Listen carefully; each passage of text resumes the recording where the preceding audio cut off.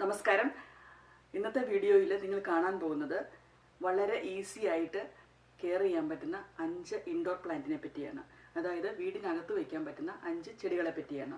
അതിൻ്റെ കെയറിങ്ങിനെ പറ്റിയും. ഒത്തിരി പേരെന്നോട് ചോദിച്ചിരുന്നു, പലപ്പോഴും ചെടികൾ വീട്ടിൽ കൊണ്ടുവന്ന് വെച്ച് കഴിയുമ്പോൾ അത് കരിഞ്ഞു പോകാറുണ്ട്. അതെങ്ങനെയാണ് സിൻസി സംരക്ഷിക്കുന്നത്, സിൻസിയുടെ ചെടികൾ എങ്ങനെയാണ് വളരെ ഹെൽത്തി ആയിട്ടിരിക്കുന്നതെന്ന് ചോദിക്കാറുണ്ട്. അപ്പം അതിനെപ്പറ്റിയുള്ള ഒരു വീഡിയോ ആണ് ഞാൻ പറയുന്നത്. നമ്മൾ ഹൗസ് പ്ലാന്റ് ചൂസ് ചെയ്യുമ്പോൾ ഏറ്റവും എളുപ്പത്തിൽ ആദ്യമായിട്ട് തുടങ്ങുന്ന ഒരാളാണെങ്കിൽ, ഒരു ബിഗിനർ ആണെങ്കിൽ വളരെ എളുപ്പത്തിൽ സംരക്ഷിക്കാൻ പറ്റുന്ന ചെടികളാണ് നമ്മൾ തിരഞ്ഞെടുക്കേണ്ടത്. വീടിനകത്ത് വെക്കുന്ന ചെടികളാകുമ്പം അതും ലോ ലൈറ്റിൽ വളരുന്ന ചെടികളാണ് നമ്മൾ കൂടുതലായിട്ടും തിരഞ്ഞെടുക്കേണ്ടത്. ഇനി നിങ്ങൾ യാത്ര ചെയ്യുന്ന ആൾക്കാരൊക്കെ ആണെങ്കിൽ അതുപോലെ കുറച്ച് അധികം വാട്ടർ ആവശ്യമില്ലാത്ത ചെടികളുമാണ് തിരഞ്ഞെടുക്കേണ്ടത്. വളരെ കെയർ ചെയ്യാൻ വളരെ ബുദ്ധിമുട്ടായിട്ടുള്ള ചെടികൾ വീട്ടിൽ കൊണ്ടുവന്ന് വെച്ച് കഴിഞ്ഞെങ്കിൽ ചിലപ്പം ചെടികൾ കരിഞ്ഞു പോകാൻ സാധ്യതയുണ്ട്. ഇനി ആദ്യമായിട്ട് ഞാൻ എല്ലാവർക്കും പ്രിഫർ ചെയ്യുന്ന ഒരു ചെടി എന്ന് പറഞ്ഞെങ്കിൽ സ്പൈഡർ പ്ലാന്റ് ആണ്. ഒരു സ്പൈഡർ പ്ലാന്റ് ന്യൂസിലൻഡിൽ ആണെങ്കിൽ നമുക്ക് ഔട്ട്ഡോറിലും നടാൻ പറ്റുന്ന ചെടിയാണ്. ഞാൻ എല്ലാവർക്കും റെക്കമെൻഡ് ചെയ്യുന്ന ഫസ്റ്റ് ചെടി എന്ന് പറഞ്ഞാൽ സ്പൈഡർ പ്ലാന്റ് ആണ്. ഇതുണ്ട് വളരെ നല്ല മനോഹരമായിട്ടിരിക്കുന്ന ഒരു ചെടിയാണ്. ഇതിന് സ്പൈഡർ എന്ന് പറയുന്നത് എന്താണെന്ന് ചോദിച്ചെങ്കിൽ, ഇതുപോലെ ഇതുപോലെ ഒരു ഷൂട്ട് വന്നിട്ട് അതിൽ ചെറിയ ചെറിയ ചെറിയ നാമ്പുകൾ പോലെ ഉണ്ടായി വരും. അതിനാണ് സ്പൈഡർലെറ്റ് എന്ന് പറയുന്നത്. അപ്പം ഇങ്ങനെ ഒരു സ്പൈഡറിൻ്റെ ഒരു ഷേപ്പ് ഉള്ളത് കൊണ്ടാണ് ഇതിനെ സ്പൈഡർ പ്ലാന്റ്സ് എന്ന് പറയുന്നത്.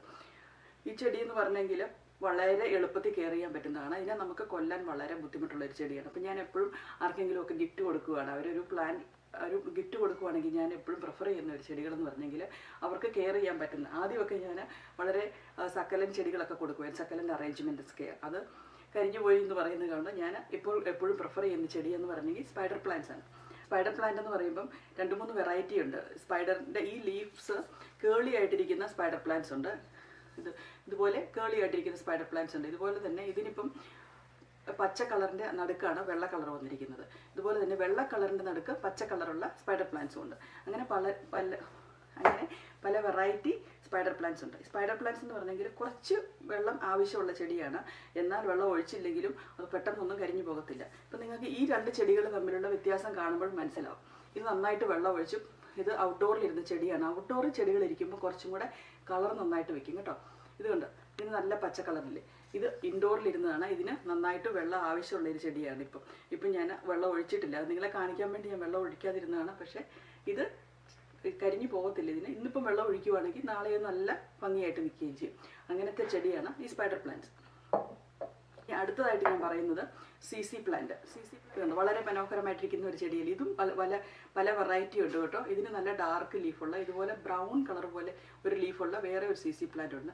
ഇതും വളരെ എളുപ്പത്തിൽ കെയർ ചെയ്യാൻ പറ്റുന്നതാണ്. അധികം സൺലൈറ്റ് ആവശ്യമില്ലാത്ത ഒരു ചെടിയാണ്. ഇതിൻ്റെ അറ്റത്തുണ്ടല്ലോ, ഇതിൻ്റെ അടിയിൽ ഒരു ചെറിയൊരു കിഴങ്ങ് പോലെ, ഒരു ചേമ്പിൻ്റെ ഒരു കിഴങ്ങ് പോലെ ചെറിയൊരു കിഴങ്ങുണ്ട്. എന്നിട്ട് അതിൽ നിന്നാണ് ഇങ്ങനെ ഷൂട്ട് വരുന്നത്. ഇതും വളരെ എളുപ്പത്തിൽ കെയർ ചെയ്യാൻ പറ്റുന്നതാണ്. ഇതിപ്പം നമ്മൾ ഓഫീസിലൊക്കെ വെക്കാൻ പറ്റുന്ന ചെടിയാണ്. നിങ്ങൾ എല്ലായിടത്തും യാത്ര ചെയ്യുന്ന ആൾക്കാരൊക്കെ ആണെങ്കിൽ ഇത് വെച്ചിട്ട് പോയെങ്കിലും വരുമ്പോഴേക്കും കുറച്ച് വെള്ളം ഒഴിച്ചിട്ട് പോയെങ്കിൽ നമ്മൾ 2 ആഴ്ച കഴിഞ്ഞ് വന്നാലും ഇതിന് ഒരു കുഴപ്പമില്ലാതെ ഇത് നല്ല ഭംഗിയായിട്ടിരിക്കുന്നതാണ്. അപ്പം ഇത് വളരെ എളുപ്പത്തിൽ കെയർ ചെയ്യാൻ പറ്റുന്ന ചെടിയാണ്. ഇനി അടുത്തതായിട്ട് ഞാൻ പറയുകയാണെങ്കിൽ പീസ് ലില്ലി എന്ന് പറഞ്ഞെങ്കിൽ ഇത് വളരെ മനോഹരമായിട്ടുള്ളൊരു ചെടിയാണ്. നല്ല ഡാർക്ക് കളറുള്ള ലീവ്സ് വരും. അതുപോലെ തന്നെ ഇതിൽ നന്നായിട്ട് നല്ല വെളുത്ത ഫ്ലവർ ഉണ്ടായി വരും. ഇപ്പോൾ ഈ ചെടിയിൽ ഇപ്പോൾ ഫ്ലവർ ഇല്ല, പക്ഷേ ഇതിന് വളരെ മനോഹരമായിട്ട് 2-3 പൂക്കൾ ഒരുമിച്ച് വരുന്ന ഒരു ചെടിയാണ് ഈ പീസ് ലില്ലി എന്ന് പറഞ്ഞെങ്കിൽ. ഈ പീസ് ലില്ലി എന്ന് പറഞ്ഞെങ്കിൽ ഇതിനെ നമുക്ക് കരിച്ചു കളയാൻ വളരെ ബുദ്ധിമുട്ടാണ്. ഇതിന് നമ്മൾ അതുപോലെ നമ്മൾ സംരക്ഷിക്കാതിരുന്നാലേ ഇത് കരിഞ്ഞു പോകുകയുള്ളൂ കേട്ടോ.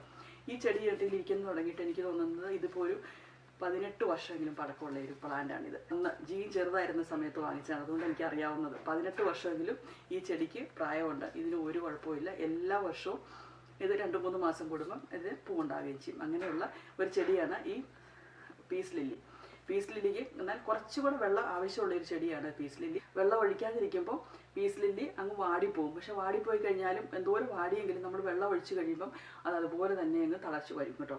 അതാണ് ഈ പീസ് ലില്ലിയുടെ ഗുണം. ഇനി അടുത്തതായിട്ട് എനിക്ക് കാണിക്കാനുള്ളത് പോത്തോസ്. ഇതൊരു നിയോൺ പോത്തോസ് ആണ്. പോത്തോസ് ആണെങ്കിൽ വളരെ വെറൈറ്റി ഉണ്ട്. ഒരുപാട് വെറൈറ്റി പോത്തോസ് ഉണ്ട്. നിയോൺ പോത്തോസ് ഉണ്ട്, മാർബിൾ പോത്തോസ് ഉണ്ട്, ഗ്രീൻ പോത്തോസ് ഉണ്ട്, സിൽവർ പോത്തോസ് ഉണ്ട്. അങ്ങനെ വളരെ വെറൈറ്റി ഉണ്ട് പോത്തോസ്. പോത്തോസ് എന്ന് പറഞ്ഞാൽ വളരെ മനോഹരമായിട്ട് ഇതിൻ്റെ ഈ ഇലകളുടെ ഈ കളറുകൾക്ക് തന്നെ വളരെ മനോഹരമാണല്ലോ. ഇതിനെ നമുക്ക് സ്റ്റേക്ക് ചെയ്ത് മുകളിലേക്ക് കയറ്റി വിടുകയും ചെയ്യും. ഇതുപോലെ തന്നെ താഴേക്ക് താന്ന് വരുന്നതിനും വളരെ മനോഹരമായിരിക്കും. നമ്മളൊരു ഷെൽഫിന് മുകളിലൊക്കെ വെച്ചെങ്കിൽ ഇതിങ്ങനെ താഴോട്ട് വരാൻ നല്ല എളുപ്പമല്ലേ. ഇതും നമുക്ക് വളരെ എളുപ്പത്തിൽ കെയർ ചെയ്യാൻ പറ്റുന്ന ചെടിയാണ്. പെട്ടെന്ന് കരിഞ്ഞു പോകത്തുമില്ലാത്ത ചെടികളാണ് ഈ പോത്തോസ്. ഇനി അടുത്തതായിട്ട് എനിക്ക് പറയാനുള്ളത് സ്നേക്ക് പ്ലാന്റ് അല്ലെങ്കിൽ മദർ ഇൻ ലോ സ്റ്റങ് എന്നൊക്കെ പറയുന്ന ചെടിയാണ്. ഇതാണത്. സാൻസ്വേരിയ വെറൈറ്റി ആയിട്ടുള്ള ചെടിയാണ് ഈ സ്നേക്ക് പ്ലാന്റ്. വളരെ എളുപ്പത്തിൽ കെയർ ചെയ്യാൻ പറ്റും. ഇതും അധികം വെള്ളം ആവശ്യമില്ലാത്തൊരു ചെടിയാണ് ഈ സ്നേക്ക് പ്ലാന്റ്. നമ്മൾ ഇപ്പം 2 ആഴ്ച കൂടുമ്പോൾ വെള്ളം ഒഴിച്ചു കൊടുത്താൽ മതി. ഇത് ഒരു ആഫ്രിക്കൻ കൺട്രിയിൽ നിന്ന് വന്നിരിക്കുന്ന ചെടിയാണ്. ഇതിൻ്റെ നേറ്റീവ് കൺട്രി എന്ന് പറഞ്ഞാൽ ആഫ്രിക്കയാണ്. അപ്പോൾ അവിടെ അറിയാലോ നമുക്ക് വെള്ളമില്ലാത്ത സ്ഥലമല്ലേ. ഇതും പല വെറൈറ്റി ഉണ്ട്. ഇതിനിപ്പം ഇതൊരു വെറിഗേറ്റഡ് ആണ്. ഇതിന് യെല്ലോ ലീഫ് കണ്ടോ, സൈഡിൽ കൂടെ യെല്ലോ വന്നിരിക്കുന്നത് കണ്ടോ.